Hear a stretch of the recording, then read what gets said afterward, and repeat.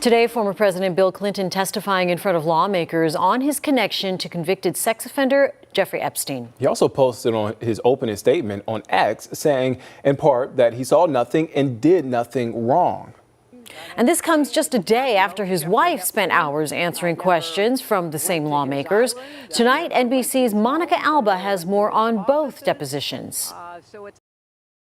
For the first time in more than 40 years, a former president testifies before lawmakers.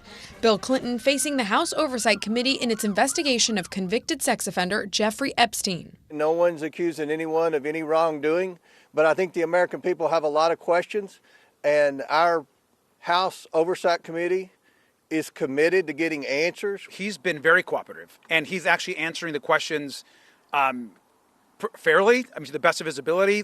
He has not taken a pass on pleading the fifth for any questions. And from his first words, the former president set the tone for his deposition, saying, quote, "I know what I saw and more importantly, what I didn't see. I know what I did and more importantly, what I didn't do. I saw nothing and did nothing wrong." Bill Clinton's name and picture shows up hundreds of times in the Epstein documents the Justice Department released. Photos with Epstein on Epstein's plane and with Epstein's co-conspirator, Ghislaine Maxwell. The former president has acknowledged traveling on the plane while doing work for the Clinton Global Initiative, and he's never been accused of wrongdoing related to Epstein. Many high-profile names appear in the files, including Commerce Secretary Howard Lutnick, Bill Gates, Andrew Mountbatten Windsor, and President Trump, whose name and photo come up thousands of times.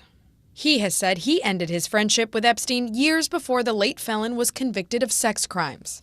Democrats say Republicans set a precedent today by deposing former President Clinton, and now the sitting president needs to answer questions too. This investigation will not be complete until we bring President Trump in to answer questions under oath. I'm hopeful that Chairman Comer will have the courage to move us in that direction. Republicans push back, saying the survivors they've spoken with haven't implicated the president in anything. Today's deposition comes a day after former Secretary of State and First Lady Hillary Clinton answered lawmakers' questions for 6 hours. She told lawmakers she had never met or had any connection with Epstein and knew nothing about his crimes. Monica Alba, NBC News, Washington.